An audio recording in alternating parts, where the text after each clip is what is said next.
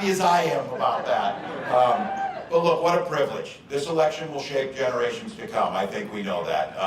And there are still folks out there making up their mind. And I know you heard it, you see it in your life, or if you're door knocking or phone calling, you got folks that I hear them saying this, well, I really don't like Donald Trump's personality and how he acts. And I'm like, really, you think?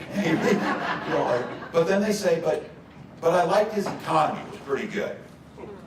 This is where we need to be a little bit clear. They're being a little fuzzy about the memory of Donald Trump as during his time as president.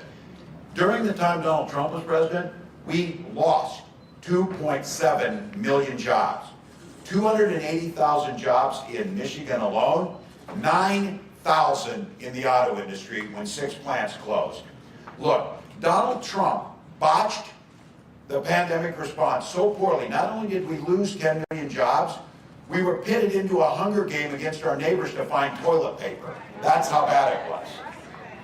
So now, I suppose it wasn't too bad, thinking back to that economy. If you're a billionaire, Elon Musk, for example, say, that guy got it. Michigan knows that word.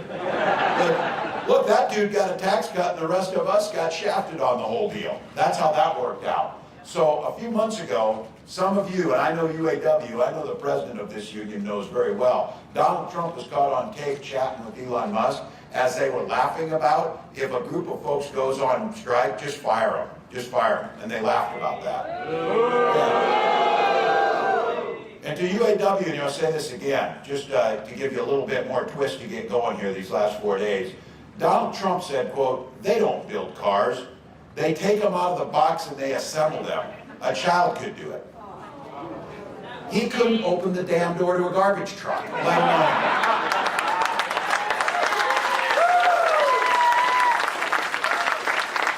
But here's where it gets scary, because we can think about this.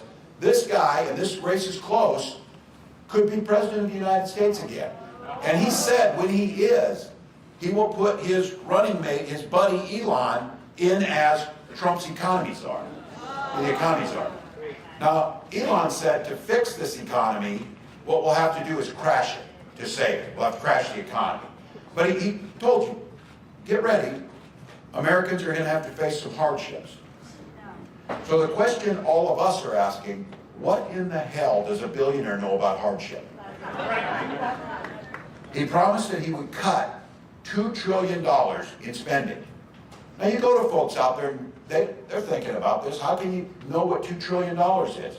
Just so you know, the United States every year, our entire budget for discretionary spending is $1.6 trillion. So you start to figure this out, because your math is obviously better than Elon's and Donald's. That would mean they have to turn to programs like Social Security and Medicare to cut to find that money. Because, oh, God help us that we could ask Elon and Donald to pay their fair share of taxes to make up the difference. That would be a way to do it. But J.D. Vance was very specific. He said we do have to go after Social Security. They've talked about raising the age. Now, Speaker Johnson, who apparently has nothing else to do because they haven't done a damn thing in the House of Representatives, did find time to say that there will be no Obamacare after they're elected. And then someone apparently told him yesterday, well, people like Obamacare. And then now he's saying, well, I didn't really mean that. It's, you got to gut that. Look, you know what they mean. You know exactly what they mean. All those times Donald Trump tried to gut it, what it means to you is, it means you put insurance companies back in charge, and they can start discriminating against pre-existing conditions. The genius, so many things in there, the genius of the ACA, Obamacare, was it took the power away from insurance companies and gave it back to people. And some of you have to do this. It's still hell. You try and go in and make a claim to the insurance company, they know how to do this. If you're an insurance company and you want to make money, what you do is you pick the healthiest people and you insure them.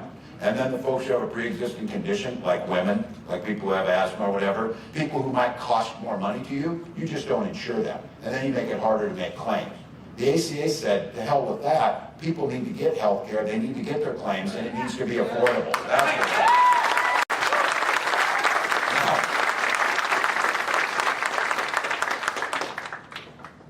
Donald, who, by the way, got in that garbage truck wearing French cuffs with cufflinks.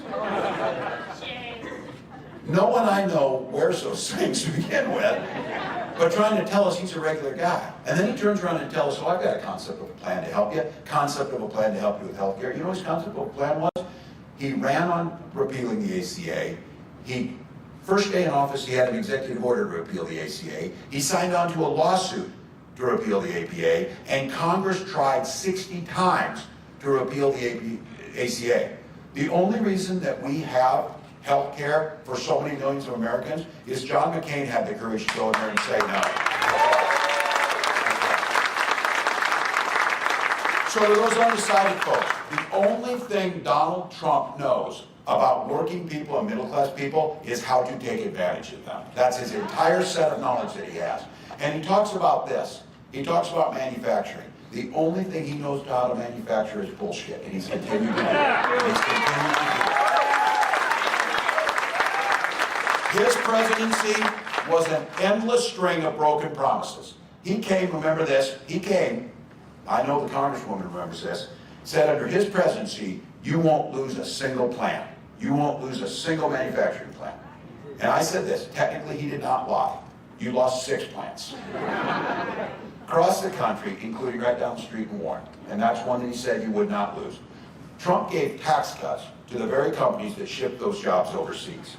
He encouraged automakers to move out of states like Michigan and move to anti-union states so they could save money and pay their workers less. He should probably have been able to figure this out. There's a reason that unions across Michigan, from the Teamsters to the laborers to the operating engineers to UAW, have endorsed Kamala Harris for president.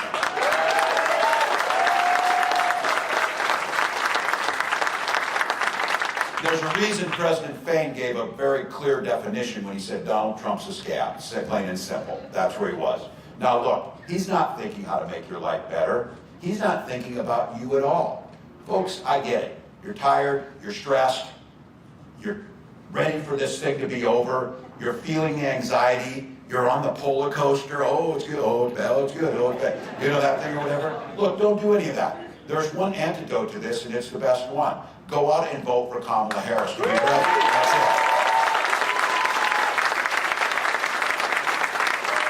it.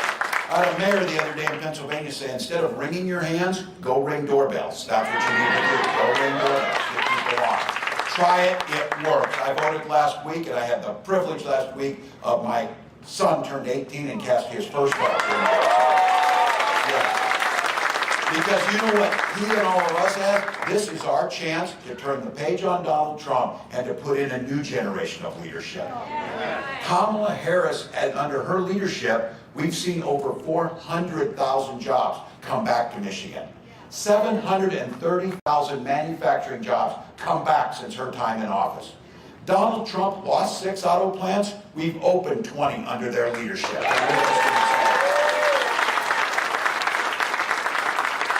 And it was Kamala Harris who cast the deciding vote to make sure GM's $500 million investment in the Lansing Grand River plant could happen. That saved, and thank you for the work, thank you to members of Congress for making this happen, that saved 650 jobs and created 50 new ones that are on the way. Now, Jenny Vance went out there and said that he and Trump might cancel that grant to make sure that we send those jobs to China. When he was asked about those jobs, he said that investment was table scraps, as a quote, in Lansing. Now what I would say is, I want him to go stand in front of those 650 families in those good UAW union jobs, the ones that are working those jobs to put actual food on their table, and tell those people to those faces that that is table scraps to them. Now look, Vice President Harris and our administration knows, we know how important it is to protect the right to collectively bargain, the right to organize, the right to form a union. And I can tell you this, some of you know this fight. I fought this fight in Congress. I was there as a member, as a governor, to fight the fight when pensions were under threat. You work your entire life for your defined benefit pension plan. And then we were being told over 1.1 million people were going to get pennies on the dollar across this country. 80,000 right here in Michigan, including the Teamsters and the carpenters right in this room and right here in Detroit area. Look, she went to bat for that, and those pensions are now secured and they will get to the top of the day. thank you, all of you.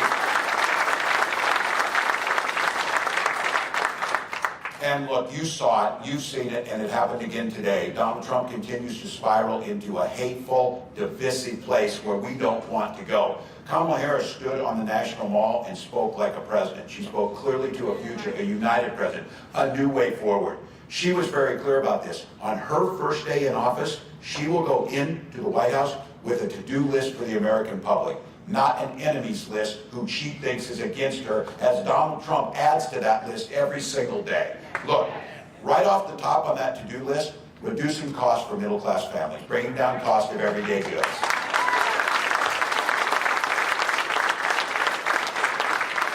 I wear this as a badge of honor. When I had the privilege of being selected to be Kamala Harris's running mate, we did our financial disclosures, and a newspaper said, well, this guy might be the poorest guy who's ever run for vice president in history.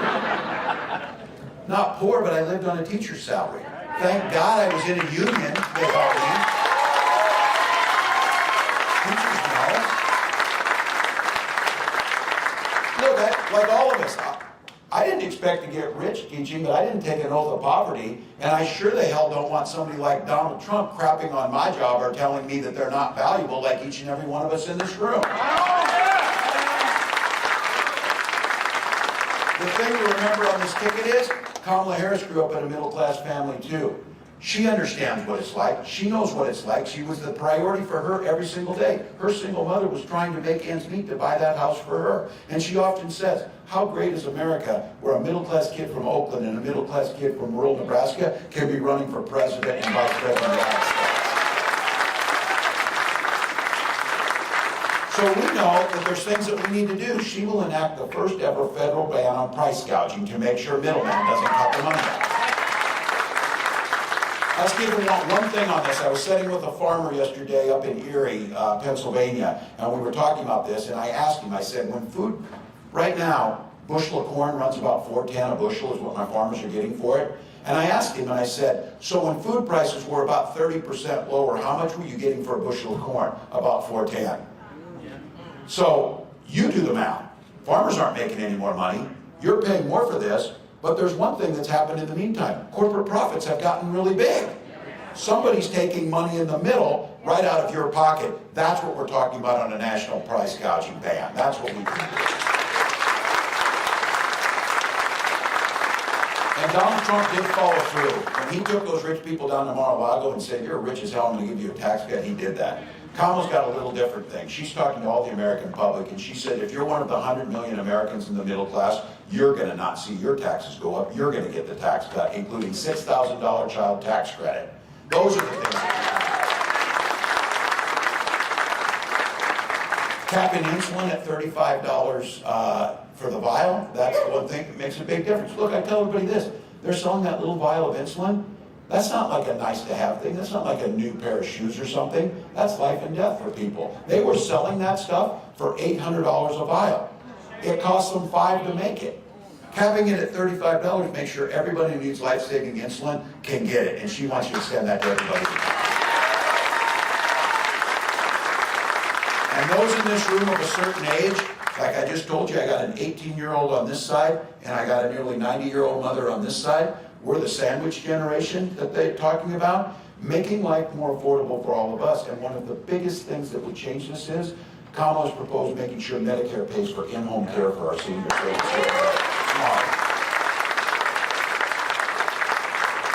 There's some young folks in here, and trust me on this one. Once you get to be 60, you spend about half your day thinking about Medicare. So it will happen because you know you're going to want to get it because you need it. But she's also talking about enhancing Medicare. I don't think many of you, if you're younger, know this. Right now, Medicare doesn't pay for vision, for glasses, and hearing aids. Kamala says that's wrong. We should make sure that it happens, and we can. That's the thing.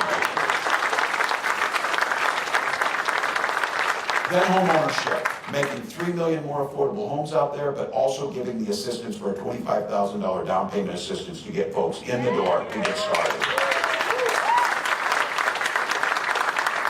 Small business tax credit going from $5,000 to $50,000. If you want to start your own small business, the average cost is about $40,000 to get off the ground. You can get a tax cut to do that. Now I got to ask, how are you going to pay for that? Well, for starters, we'll ask Donald to pay his taxes, and then we can get it started. He hasn't paid federal tax in 15 years. But in this room, and it's the lived experience that I've had, we know this for a fact, and Kamala knows this. When unions are strong, America is strong. It's that simple. In Minnesota, I signed the largest and the biggest package of poll worker policies into law in Minnesota's history. Made it easier for workers to form a union, strengthening worker protections and safety, and then we did something that I know all of you probably had to deal with before. We made illegal in Minnesota so you couldn't do it. Banned those damn captive audience meetings.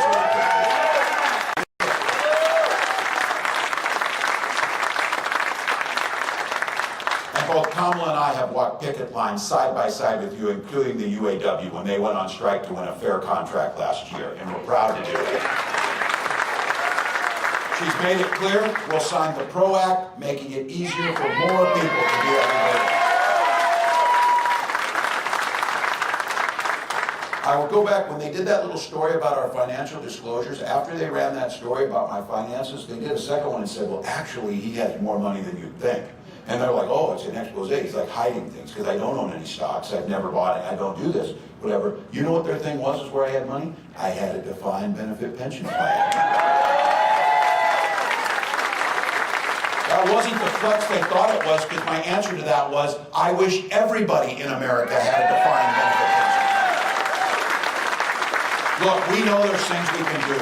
We need to build faster. We need to cut red tape. We need to make it easier to build and able to get things off the ground. We need to eliminate unnecessary degree requirements so that if people have the skills to get a job and show they can get a job, over 1 million jobs in the federal government, if you can do the job, you should be able to get it without the degree requirement.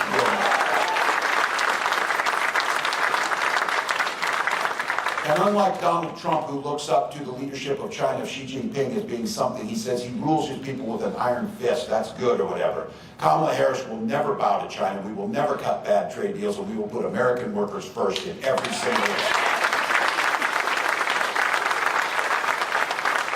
So in those short couple minutes, that's a plan, not a damn concept of a plan, but a plan. And we're proud of it. Donald Trump, though, does have a plan. Project 2025 has been clear, and you've heard me say this. They're like acting now. We don't know anything about Project 2025. We've never heard of it or whatever. J.D. Vance said, I don't really know anything about it. He wrote the foreword to the book of the architect of Project 2025. I have never written a foreword to someone's book, but I'm pretty sure I'd remember it if I did. So he did it. And look, as a football coach, I know you don't draw up a playbook if you don't plan on running the plays. They're going to run the plays. This playbook is a nightmare for American workers. Be very clear. It would repeal the bipartisan infrastructure law. It would repeal and pull back the Inflation Reduction Act, threatening and pulling back hundreds of thousands of manufacturing jobs, many right here in Michigan, to send those jobs overseas. It would allow employers to stop paying overtime, and it would stop the ability to collectively bargain, because make no mistake about it, these folks want to kill unions because it's workers' voices and it adds more corporate profit to them without any firewall between that. Project 2025 lays that out, but here's the thing.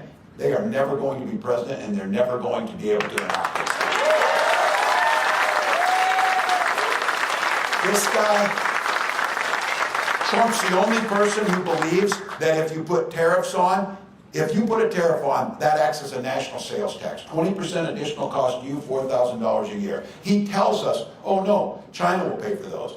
Look, fool us once. We know what he said on, oh, Mexico will pay for the wall. The wall that he did not build, and the wall that Mexico never paid a dime for, or whatever. So don't believe him on this. If he puts tariff on all these goods, it will drive our jobs overseas. You will spend your money to companies that are leaving, and we will have an additional $4,000 per family if he's allowed to do it. Look, he doesn't think it's a tariff. He doesn't think a lot of things. This is the guy during COVID that don't listen to the experts, listen to me. You know, maybe we inject some bleach or something here. This will work. That's who Donald is. He knows what it is. But remember, I'm clear about this. The Republican Party of old was not these guys. The Republican Party of John McCain or even Ronald Reagan or Eisenhower, these people actually contributed to this country, actually wanted to be part of the solution. They actually added things to this. They talked about freedom, they meant it. When Donald Trump talks about freedom, he means that government should be free to be in your doctor's office, in your bedroom, in your library, in the decisions that you make. you've heard me say it too, things work a lot better if they just mind their own damn business and we mind our own damn business. We don't need to do it. Look, when Kamala Harris talks about freedom, she means you should be free to make those decisions. You should be the one making your healthcare decisions. You tell your children to work with them on what books they read, and you marry whoever you want to. They're mad that I said that they were weird on this. It is weird to think about other people's bedrooms. Let's just agree with that. So mind your own business. And I say on freedom, freedom for our seniors and our parents to be able to retire with dignity by strengthening Social Security and Medicare, not talking about cutting. He called it a Ponzi scheme, and again, what's he care? He's sitting down at Mar-a-Lago. He doesn't care about that check coming. My mom cares. It's food to eat, just like all the rest of us. And this is one that you know it in Michigan, we know it across this country. Our kids should be free to go to school, dress them up in their clothes, send them in there with great teachers, fund those schools, and make sure they're there to learn, and that they have the freedom to not be shot dead in those classrooms. That's the I'm not backing off on this one. I'm a veteran, I'm a hunter, I'm a gun owner. Kamala's a gun owner. We have spent our entire life defending to uphold the Second Amendment. We also know that you can also uphold our first responsibility, that is protecting our children by having common sense legislation that makes life safer for those kids. And let me get close to bringing this up. We've got a mix in here. I'll talk to the guys in here. Just for a moment, for all the guys in here, think about those closest to you. Think about those women closest to you, your moms, your sisters, your wives, your partners, your daughters, your aunties, whatever it might be. You're thinking about those folks in here. This election to them, literally their lives are at stake in this election. Donald Trump put those Supreme Court justices in who lied in their confirmation hearings and said they would uphold the right of women to make their own health care decisions. They did not do that. He brags about doing that. He is glad now that those women you're thinking about right now have fewer rights than their mothers and grandmothers had. He's proud of that. 20 states have Trump abortion bans. Yesterday, Donald Trump said that he would put RFK Jr. in charge of women's health. Now, the other night, this might make you feel better, I guess, Donald Trump said that if you're a woman, he will be your protector. And then he added, I'm going to do it whether the women like it or not, which is pretty much how he's lived his whole life on everything he's done. Well, we're seeing what he's done. Women are showing up in emergency rooms and being denied care. They're having miscarriages in parking lots. And you know what else they're going to do, though? Those women are going to show up. They're going to vote Tuesday, whether he likes it or not. Whether he likes it.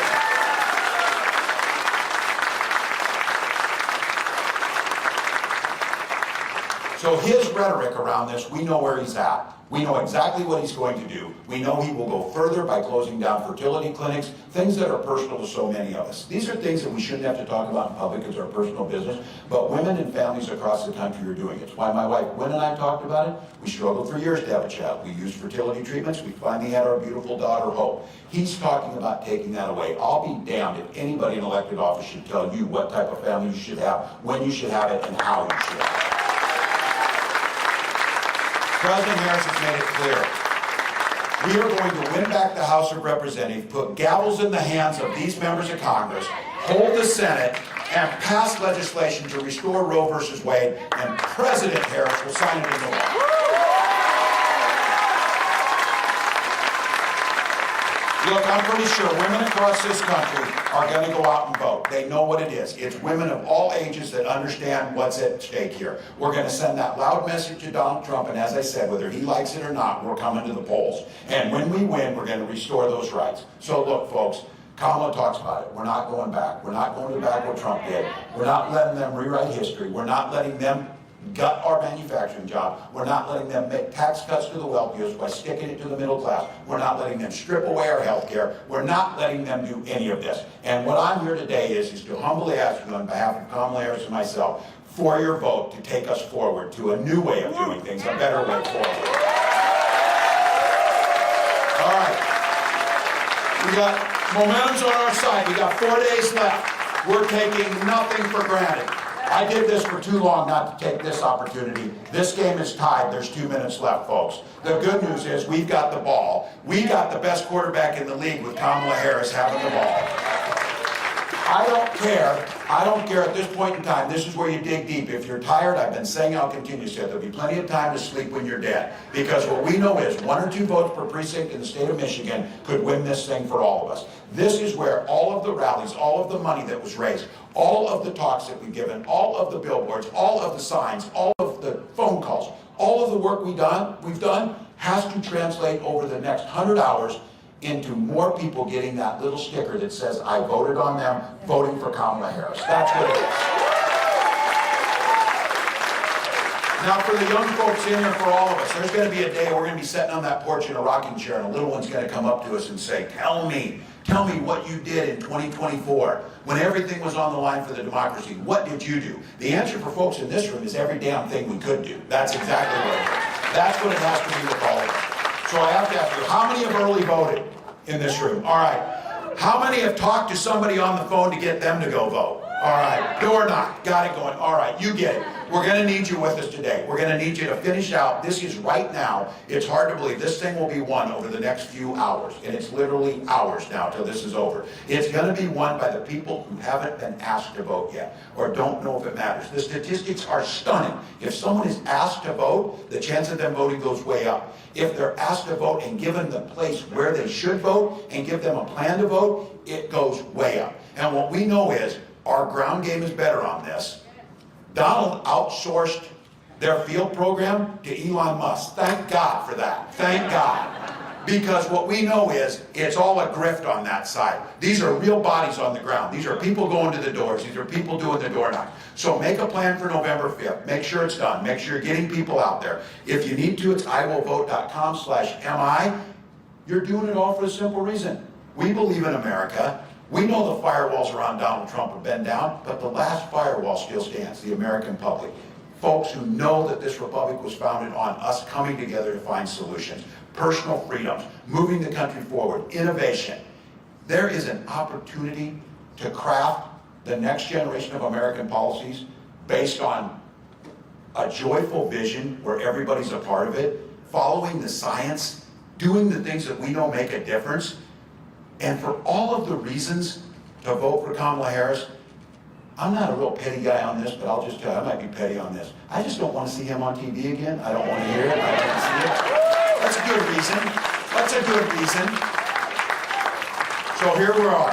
We know when we fight, we win. We've been saying that, but now we're in the final stages. We got the ball. We're driving down. We got to get it over the line. Now it's time to say, when we vote. We win. When we vote. We win.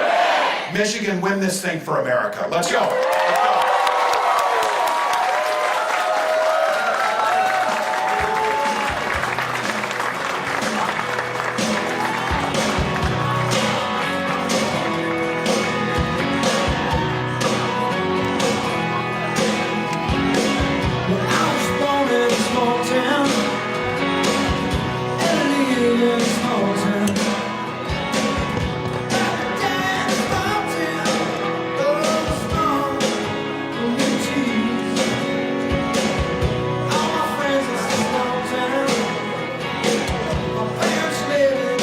Small